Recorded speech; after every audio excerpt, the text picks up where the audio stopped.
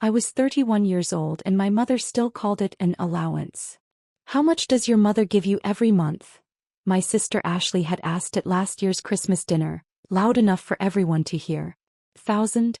1,500. That's between Mom and me, I'd answered quietly. So embarrassing, my brother Trevor had muttered to his wife. Still living off Mom at her age. Now, at Thanksgiving dinner in my parents' Connecticut estate, the subject had come up again. I was setting the table, my usual role at family gatherings, when Mom swept into the dining room with Ashley and my Aunt Linda. I've been thinking, Mom announced, examining the silverware placement I'd just completed and immediately rearranging 2 forks. Madison is 31 years old. Still taking money from us every month. It's really become unseemly. I continued folding napkins. Okay. Ashley laughed. That's all you have to say? What would you like me to say? Mom turned to face me fully. She was wearing a cream silk blouse that cost more than my rent and her signature pearls. I'd like you to show some initiative. Some independence. Your siblings have careers, homes, families. You have a part-time job at a library and an apartment in Queens. And a degree in library science, Aunt Linda added helpfully. Which cost how much in student loans? Those are paid off, I said quietly. Because we paid them, Mom corrected. $30,000. Which you've never even thanked us for properly. I had thanked them. Multiple times. But that wasn't the point of this conversation and I knew it. Trevor entered with his wife Rachel, both of them dressed like they'd stepped out of a country club catalog. Are we talking about Madison's allowance? Trevor asked. Please tell me you're finally cutting her off. We are, Mom said decisively. No more monthly allowance. Time to grow up. The words hung in the air. Around the table I could feel the satisfaction radiating from my family. This was a moment they'd been building toward, a culmination of years of subtle, and not so subtle, digs about my dependence, my failure to launch, my inability to be successful like them. Madison. Mom prompted. Nothing to say? I set down the napkin I'd been folding. I understand. Good, Dad said, entering from his study. He poured himself a scotch from the sideboard. It's for your own good. You need to learn to stand on your own 2 feet. At 31, most people have already learned that, Ashley added. She was scrolling through her phone, not even looking at me. I was making 6 figures by 28. I was married with 2 kids by 30, Rachel contributed. The point is, Mom said, her voice taking on that particular tone she used when she wanted to sound both concerned and condescending, we've been enabling you. It stops today. No more monthly money. You'll need to figure out how to survive on your library salary. Trevor leaned against the doorframe, smirking. How much do librarians make anyway? 35,000? 40. Something like that, I said. Jesus, he muttered. How do you even afford New York on that? I didn't answer. Around me, the family settled into pre-dinner drinks, the subject of my financial inadequacy apparently resolved. I returned to the kitchen to help with final preparations. Don't worry, dear, Mrs. Chin, my parents' longtime housekeeper, said softly as I entered. You'll be fine. I know, I replied, checking the turkey temperature. Do they really not know? She asked, her voice barely above a whisper. Apparently not. She shook her head, suppressing a smile. Your grandfather would have found this hilarious. He would have. Grandpa Morrison had possessed a wicked sense of humor and a deep appreciation for irony. It's why he'd structured his trust the way he had. Dinner was the usual performance. The table was set with china that cost more than most people's cars. The wine was expensive. The conversation revolved around achievements. Trevor's latest promotion, Ashley's new Tesla, my cousin Brandon's hedge fund success. And Madison, Aunt Linda said during dessert, her voice dripping with false sweetness. What's new with you? Any career developments? Promotions? Dating anyone? Nothing exciting, I said, taking a small bite of pie. Still just checking out books? Trevor asked. Something like that. Mom sighed dramatically. Well, perhaps without our support you'll be motivated to aim higher. Find a real career. Meet someone successful. Maybe take some business courses, Dad suggested. Learn about investments, financial planning. Things that matter in the real world. Ashley laughed into her wine. Can you imagine Madison managing money? She can barely manage her own rent. I caught Mrs. Chen's eye from where she was clearing plates. She pressed her lips together, fighting a smile. The allowance stops effective immediately, Mom announced as if she hadn't made this clear enough already. No more monthly deposits. You're on your own. I understand, I said again. You keep saying that, Trevor observed. But do you really? Do you understand that you'll need to budget, to cut expenses, to actually work for a living like the rest of us? I believe I can manage. Ashley set down her phone, looking at me directly for the first time all evening. You know what? I think this is going to be good for you. A wake-up call. You've been coasting for too long. Coasting, I repeated neutrally. Living off family money while the rest of us built careers and families. Yes, coasting. She picked up her phone again. Time to join the real world, baby sister. The conversation moved on to other topics. Trevor's son's acceptance to a prestigious private school, Ashley's upcoming vacation to the Maldives, Dad's golf handicap. I sat quietly, finishing my pie, listening to my family discuss their successes and their plans. At 9 p.m. I excused myself. I should head home. Long subway ride. Oh, still taking the subway, Aunt Linda cooed. How quaint. Let me know if you need help finding a second job, Trevor called as I gathered my coat. I know some people who are hiring for retail. Not glamorous, but it's honest work. Thank you, I said. Mom walked me to the door. Madison, I want you to know this isn't punishment. Tough love. You need to learn to be independent. I appreciate that. Do you? He studied my face. Sometimes I can't tell what you're thinking. You're so quiet, so passive. It worries me. I'm fine, Mom. Are you angry with us? I considered the question. No. Good. Because this really is for your own good. She squeezed my shoulder. Call if you need anything. Advice, I mean. Not money. Of course. I took the train back to Queens, watching the city lights blur past the window. My phone buzzed with a text from Ashley. Seriously though, if you need help with a resume, I know people. And from Trevor. Dad says you looked upset. Don't be dramatic. This is just reality. When I got home to my small but comfortable one-bedroom apartment, I made tea and sat at my desk. From a locked drawer I pulled out a folder of documents. Documents my family apparently had no idea existed. The Morrison Family Trust. Established by my grandfather 35 years ago. Current value, approximately $52 million. Trust manager, Madison Elizabeth Williams. Appointed 3 years ago. I had been 28 when Grandpa Morrison's lawyer, James Chen, Mrs. Chen's son, had called me to his office. Your grandfather left specific instructions, James had explained. The trust was to be managed by the grandchild who best demonstrated financial responsibility, ethical judgment, and genuine care for family rather than family money. Why me? I'd asked. Because you were the only one who visited him every week in his last years. The only one who listened to his stories instead of asking about your inheritance. The only one who lived within your means despite having the option not to. James had slid papers across his desk. He also noted that you were the only grandchild who understood the difference between net worth and self-worth. Does my family know? That you're the trust manager? Well, your grandfather felt it would be illuminating to see how they treated you without that knowledge. For 3 years I had quietly managed the trust. The trust that funded my parents' lifestyle, that paid for Ashley's Tesla and Trevor's country club membership and Aunt Linda's cosmetic procedures. The trust they all assumed was being managed by some distant financial firm. The trust they thought had nothing to do with me. My phone rang. James Chen. Did you have a nice Thanksgiving? He asked. Eventful. I assume they've cut you off? As of tonight. And they still don't know? Not a clue. He chuckled. Your grandfather would be laughing. What would you like to do? I looked at the documents in front of me. Monthly disbursements to my parents, $28,000. To Trevor, $8,500. To Ashley, $7,200. To Aunt Linda, $4,000. All of it carefully structured to look like standard trust distributions, not requiring any approval or oversight. Except they did require approval. My approval. Every single month. The December disbursements are coming up, I said. They'll need to be approved by Monday. That's correct. What happens if I don't approve them? The payments don't process.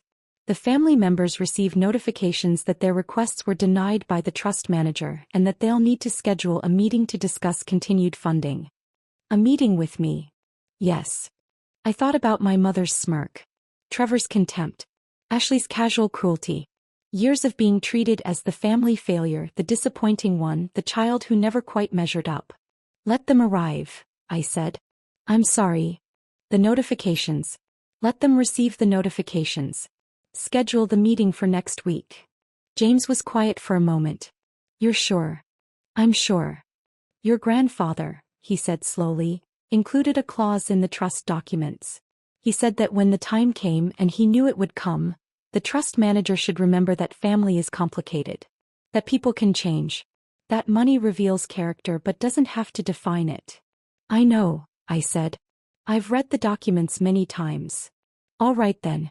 I'll prepare the notifications. They'll go out Monday morning. After we hung up, I sat at my desk for a long time. Outside my window, Queens hummed with its usual nighttime energy. Inside I felt strangely calm. 3 years ago, Grandpa Morrison had given me a gift and a burden. The power to help my family. The knowledge of what they really thought of me. The responsibility to decide what to do with both. Monday morning was going to be very interesting. The weekend passed quietly. I worked my Saturday shift at the library, the job my family considered beneath them, the work I actually loved. I helped an elderly man find books on local history. I ran a children's reading hour. I assisted a college student with research databases. You seem happy today, my colleague Marcus observed during lunch break. Do I? You're smiling. You never smile this much. It's been a good morning. What I didn't tell him was that in approximately 48 hours, my family was going to receive a very unexpected shock. Monday morning, I was shelving books in the reference section when my phone started buzzing. First a call from Mom, then Dad, then Ashley, Trevor, Aunt Linda. All within 15 minutes. I let them go to voicemail. By noon, I had 23 missed calls and 17 text messages. Mom, Madison, call me immediately. There's been a problem with the trust. Dad, we need to talk. Something's wrong with our account.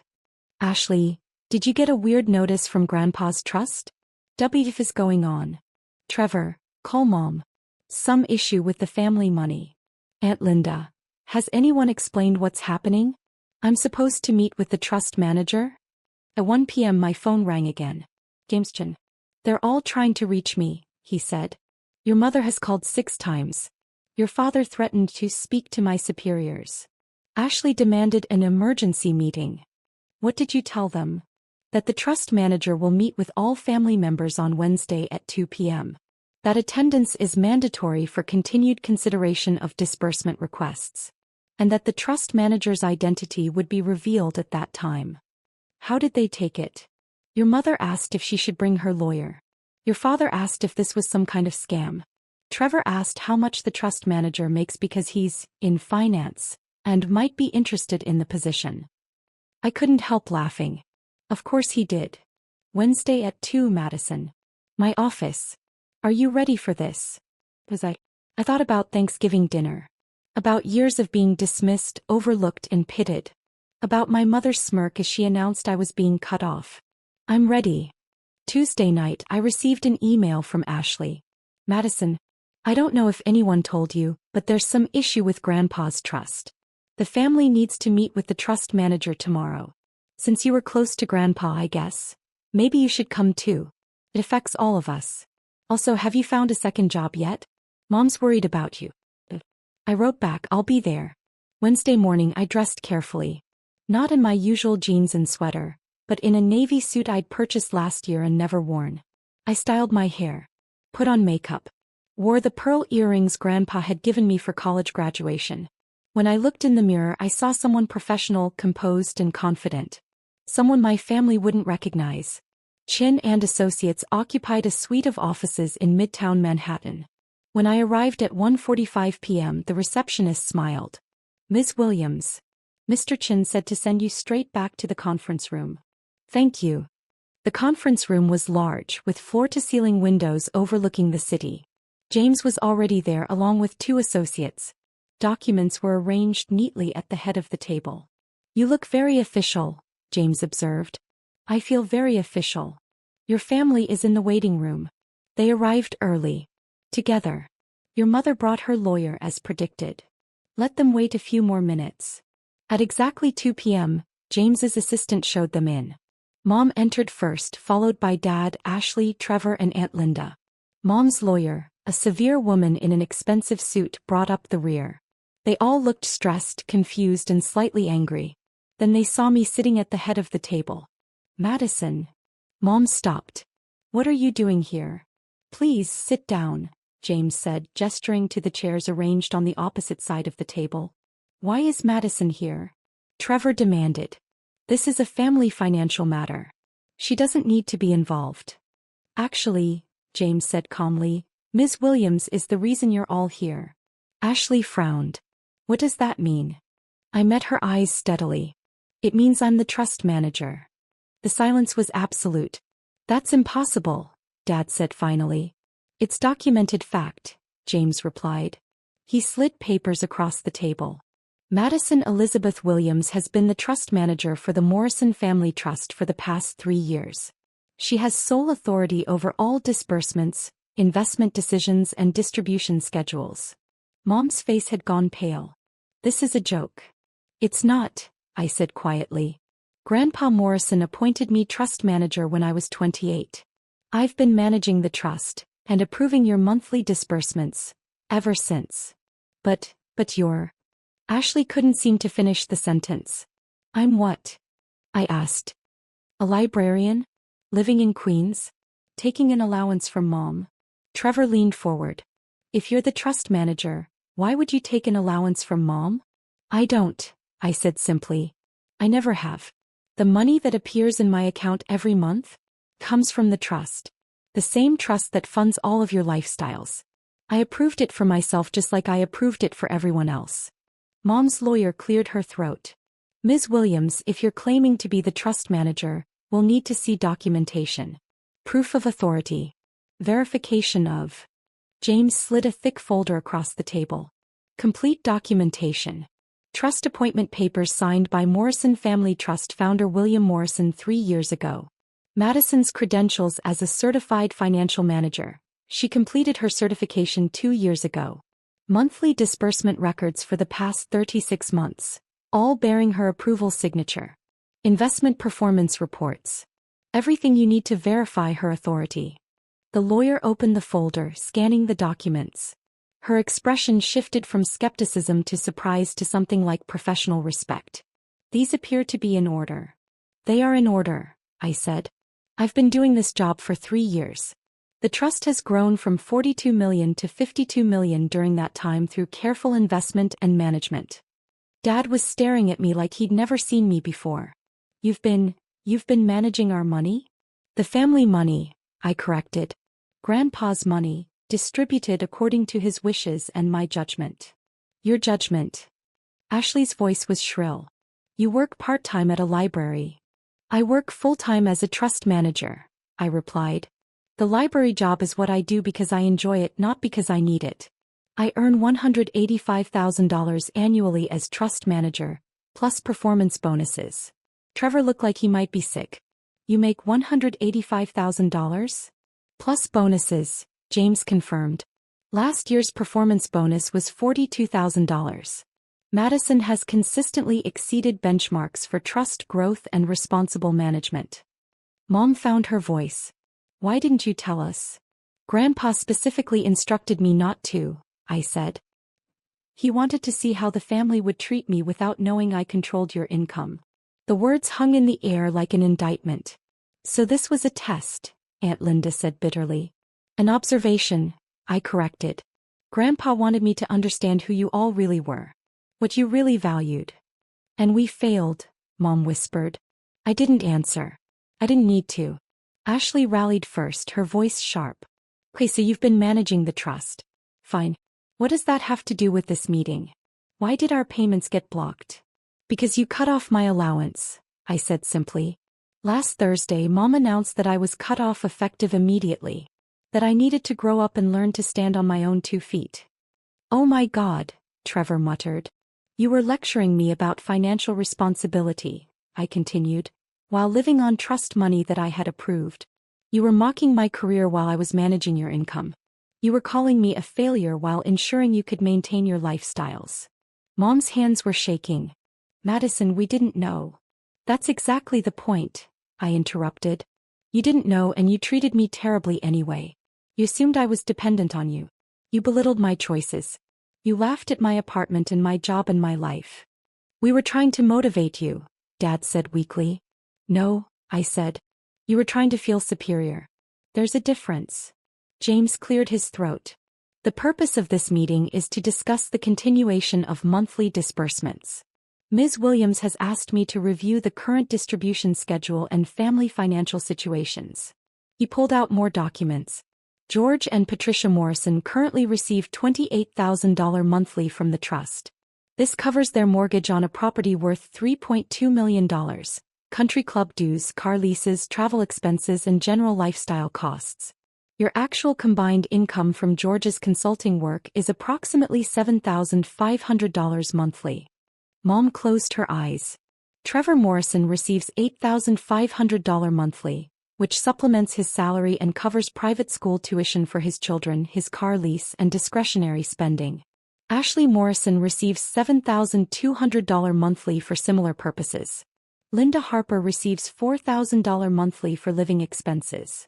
Everyone in this room, James continued, is living significantly beyond their actual means, supported by trust disbursements that Madison has been approving every month. So what? Ashley demanded. That's what the trust is for. Grandpa set it up for family. Grandpa set it up to be managed wisely, I corrected. He gave the trust manager full authority over distributions, including the authority to modify or discontinue them. The temperature in the room seemed to drop several degrees. You wouldn't, Trevor said. But his voice was uncertain. I wouldn't what? I asked. Cut you off? The way Mom cut me off last Thursday. That was different, Mom said desperately. We thought you needed tough love. We thought we were helping. Were you? I looked at each of them in turn. Because from where I was sitting it felt a lot like cruelty. Like taking pleasure in having power over me. No one answered. Madison, Dad said carefully, what do you want? It was a good question. What did I want? I thought about Grandpa Morrison, who had built a fortune through careful work and smart investments. Who had loved his family but worried about what money would do to them. Who had trusted me to manage both the money and the relationships. I want, I said slowly, for you to understand something. The money you've been receiving? It's not automatic. It's not guaranteed. It's not your right. We know that, Ashley said. Do you? Because you've been treating it like a salary. Like something you deserve just for existing. I leaned forward. Every month I approve your disbursements. Every month I look at your requests and expenses. Every month I decide whether you're using Grandpa's money responsibly. And Trevor's jaw was tight. And I've been seeing some concerning patterns. Dad, you've increased your golf club spending by 40% in the last year. Mom, your clothing budget has tripled. Ashley, you just bought a $120,000 car. Trevor, you're spending $6,000 a month on private school when there are excellent public schools available. We're allowed to enjoy the money, Aunt Linda protested. You're allowed to use it wisely, I corrected. There's a difference. Grandpa didn't build this trust so his family could live like celebrities. He built it to provide security and opportunity. Mom's lawyer spoke up. Ms. Williams, are you threatening to cut off their disbursements? I'm explaining reality, I said. The reality you all seem to have forgotten. This is Grandpa's money managed by me, distributed at my discretion. Not yours. So what happens now? Dad asked. I pulled out a document I'd prepared. Now we restructure. Everyone's disbursements continue, but with new conditions. Conditions? Ashley looked outraged. Yes. First, you'll each meet with a financial advisor to create a budget based on your actual income. Second, you'll work toward reducing your dependency on trust disbursements by 25% over the next 2 years. Third, you'll submit quarterly expense reports showing you're living within the agreed parameters. That's ridiculous, Trevor said. We're adults. You can't police our spending. I'm not policing it, I said calmly. I'm managing a trust responsibly. If you want to spend your own money however you like, that's fine. But if you want trust money, these are the conditions. And if we refuse? Ashley asked. Then the disbursements stop.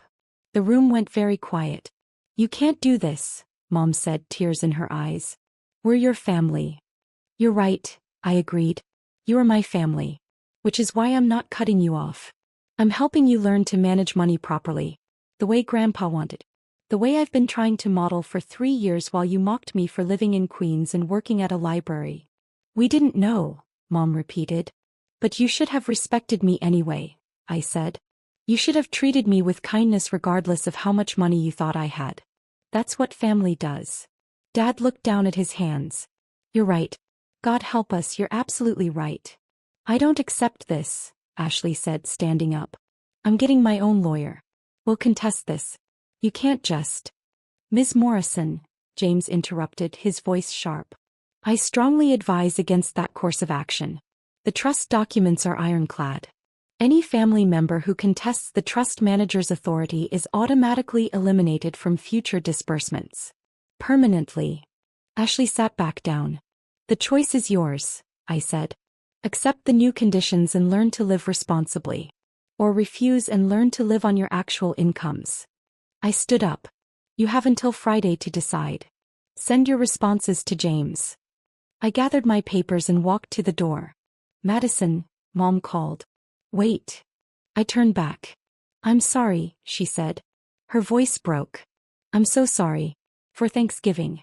For all of it. For not seeing who you really are. I appreciate that, I said. But sorry isn't enough. I need to see change. You will, Dad promised. We'll meet your conditions. All of them. We'll see, I said. And I walked out. That evening I was back in my Queens apartment making dinner when my phone rang. Ashley. I almost didn't answer. But curiosity won. What do you want? To apologize, Ashley said. She sounded exhausted.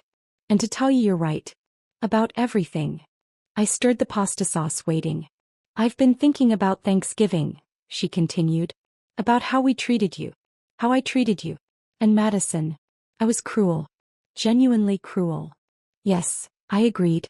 You were. I think I was jealous. That surprised me. Jealous of what? Of you being happy. You always seemed content with your life, with your choices. And I am not. I make 6 figures and drive a Tesla and I'm miserable. My job is exhausting.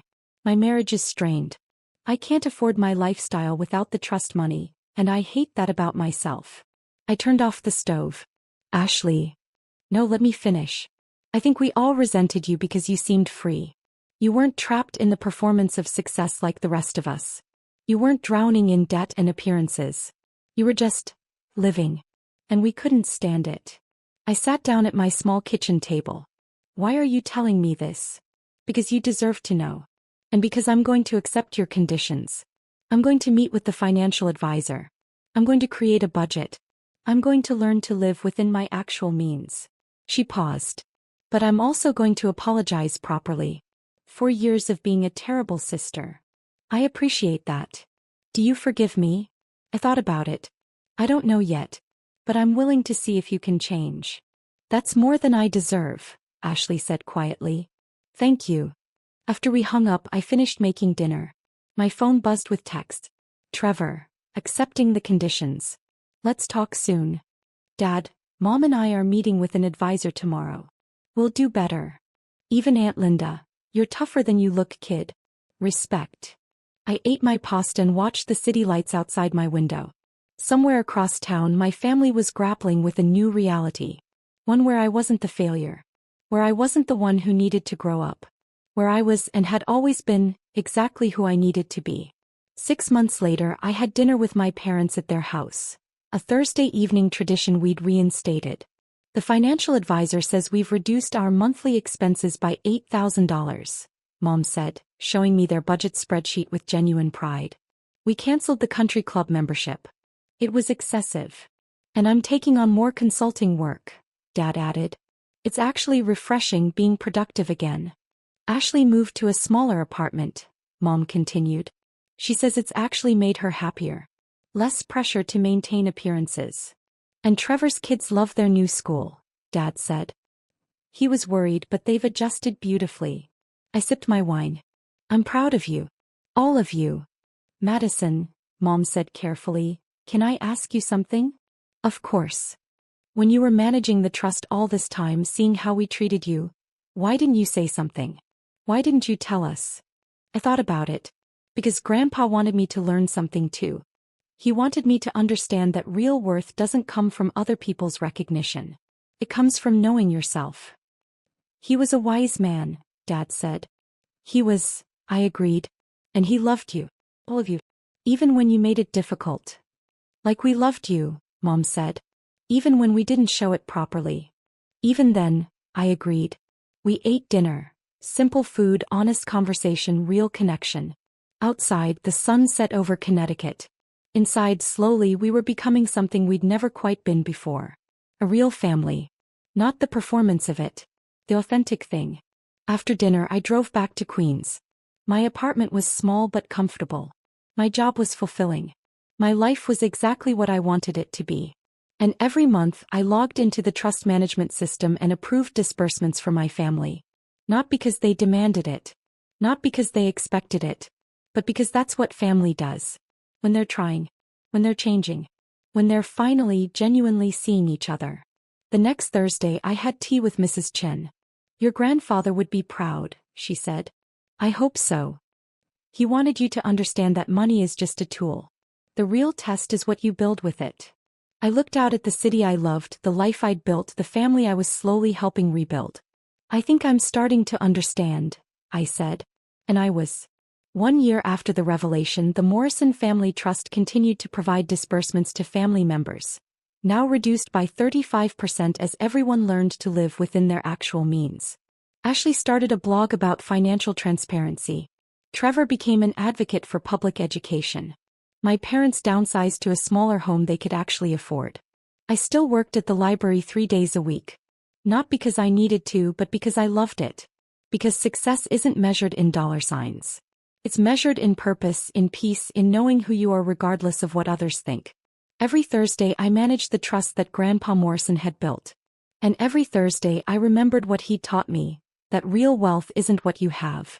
It's who you are. And I was exactly who I wanted to be.